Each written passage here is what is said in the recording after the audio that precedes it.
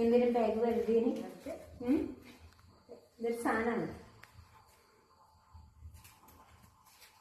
നോക്കിയാ ഇത് കണ്ടിട്ടില്ല ഇതിന് മുമ്പ്? കണ്ടിട്ടുണ്ടോ?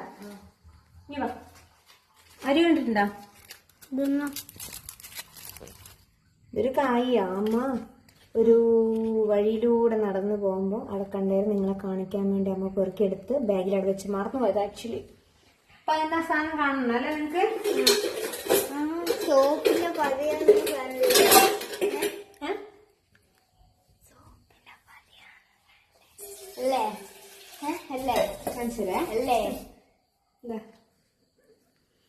ഇങ്ങനെ ഞെക്കി പൊട്ടിക്ക് നീര് കണ്ടോ എന്റെ കയ്യിൽ നിന്ന് ഒറ്റുന്ന്?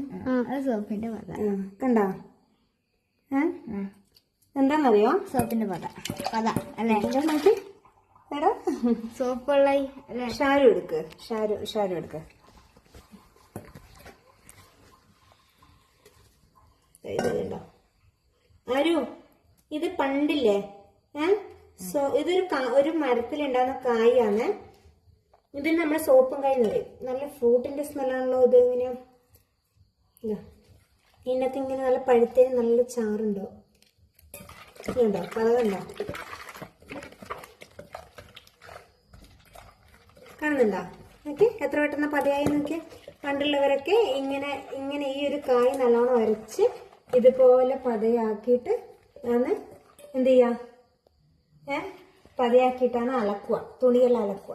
പണ്ട് അങ്ങനെ നമുക്ക് ഇപ്പം കിട്ടുന്ന പോലെ ഒരുപാട് സോപ്പും കാര്യങ്ങളൊന്നും ഉണ്ടാവില്ല. അമ്മേന്റെ ചെറുപ്പത്തിലുമല്ല, അതിന് മുമ്പ്. അപ്പൊ അമ്മ കണ്ടിട്ടുണ്ട് ഇത് സോപ്പും കായാന്നെല്ലാം പറഞ്ഞിട്ട്. പക്ഷെ അങ്ങനെ യൂസ് ചെയ്തിട്ടൊന്നുമില്ല. അങ്ങനെ പറയുന്നത് കേട്ടിട്ടുണ്ട്. നോക്കി എത്ര പഴുത് നോക്കി. നല്ല നല്ല പഴുത്തോണ്ടാവും കേട്ടോ. അത് കണ്ടോ? എന്തായാലും എടുത്ത് നന്നായി. അല്ലെ കാണിക്കാൻ പറ്റുമായിരുന്നോ?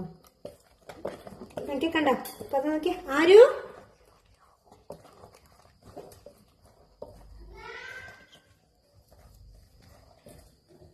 ഇനി വാ, നോക്ക് വാ. ഇതിനെ കൊണ്ട് എന്തെങ്കിലും അലക്കായിരുന്നു അല്ലേ?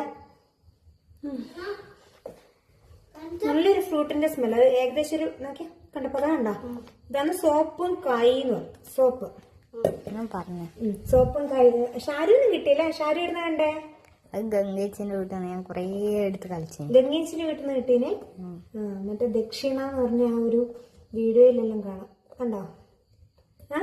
ഇതാണ് സോപ്പും കായ്, നാച്ചുറൽ സോപ്പ്. ഓക്കെ.